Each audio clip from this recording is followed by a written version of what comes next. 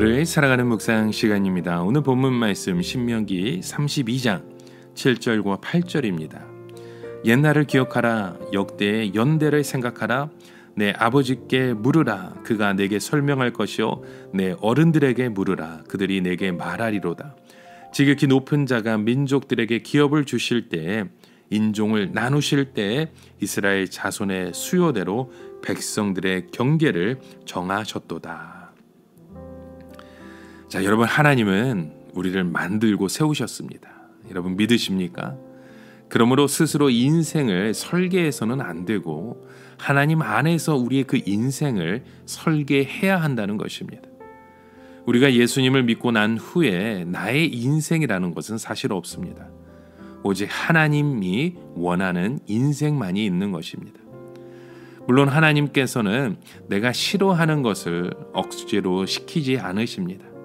크리스천에게서 정말 자신에게 잘 맞으면서도 하나님을 전적으로 섬길 수 있는 그 길이 여러분 다 있습니다.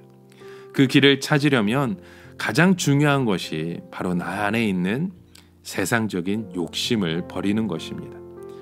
그래야 하나님의 그 길이 보이게 되는 것이죠. 일단 세상에서 우리가 먼저 하나님을 바라볼 수 있어야 그 축복의 길이 우리에게도 열리는 것입니다. 이스라엘 백성에 대한 하나님의 그 특별한 사랑 너무나도 귀했습니다. 얼마나 특별한가 하면 이들에 대한 계획을 태초부터 세우셨던 것이죠. 우리는 이 세상에서 항상 두 개의 나라가 있다는 것을 여러분 아셔야 됩니다. 하나는 눈에 보이는 나라이죠. 이 눈에 보이는 나라에서는 권력이 가장 중요합니다. 그래서 정치에 따라서 나라가 왔다 갔다 하는데요. 이렇게 되는 이유는 종의 나라이기 때문입니다. 왜냐하면 종들은 서로 높은 자리를 차지하고 자기 마음대로 권력을 휘둘러 보기 위해 머리가 터지도록 박차고 싸우기 때문에 그렇습니다. 그런데 또 다른 하나가 있습니다. 바로 하나님의 나라입니다. 이 나라는 눈에 보이지 않으며 말씀으로 이루어졌습니다. 세상 사람의 눈에는 이 하나님의 나라가 아무것도 아닌 것 같이 보이죠. 세상에 힘이 있는 것도 아니고 돈도 많은 것도 아닙니다. 그럼에도 하나님께서는 이 나라를 오래전부터 계획하셨습니다. 오히려 이 세상 나라가 존재하는 이유는 바로 이 하나님의 나라를 위해서입니다. 곧 이 세상의 나라는 하나님의 나라의 들러리로서 존재하는 것이죠.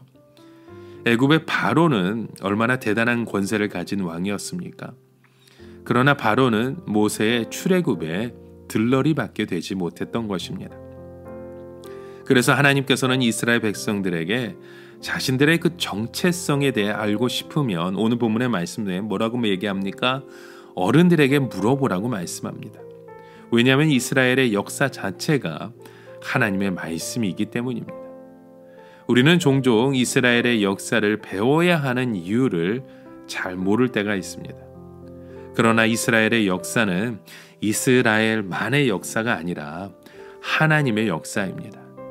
이스라엘의 축복은 어느 날 신약 교회의 축복으로 고스란히 넘어왔습니다.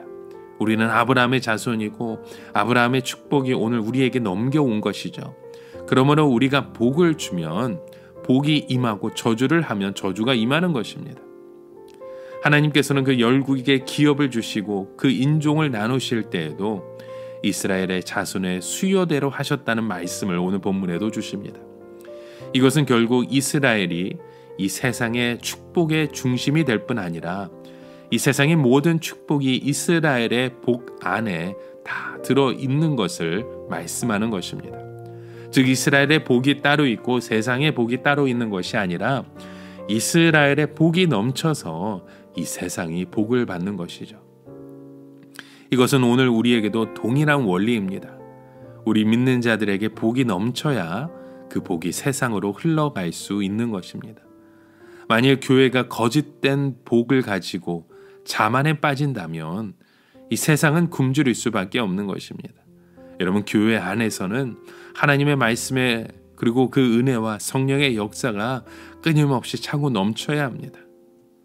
물론 하늘에 있는 것이나 땅에 있는 것이 모두 하나님의 것이기지만 하나님께서는 특별히 이스라엘을 그분의 것이라고 주장하십니다.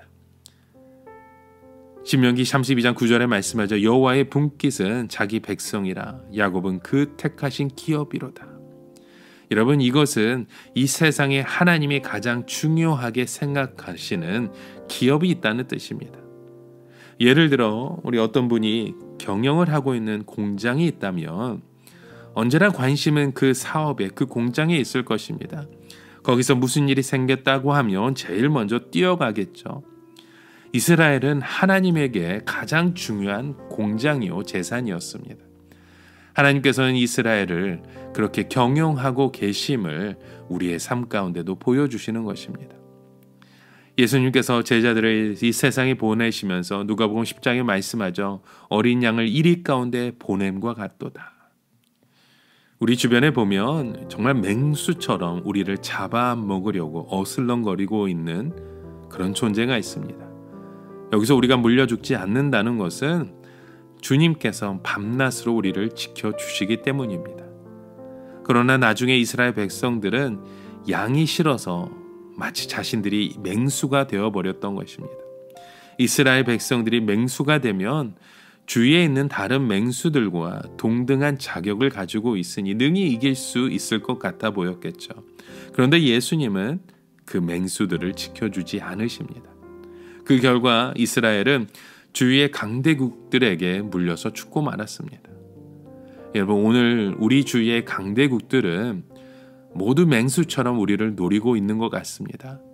여기서 우리가 살 수 있는 길은 우리는 온전한 주의 양이 되는 것입니다.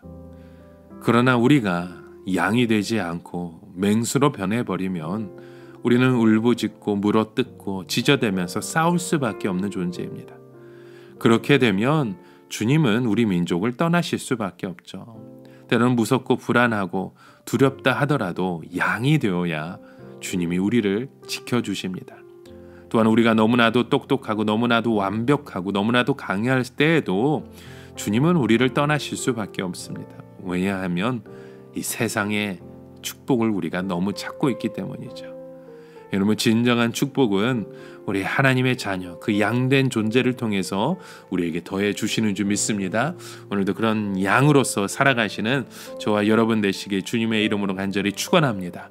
함께 기도합니다. 하나님 아버지, 오늘도 주의 말씀 속에 주의 믿음의 고백을 세워가기 원합니다. 하나님의 말씀 앞에 참된 양으로서 살아가는 그 승리를 누리게 하여 주시옵소서. 예수님의 이름으로 기도드립니다. 아멘.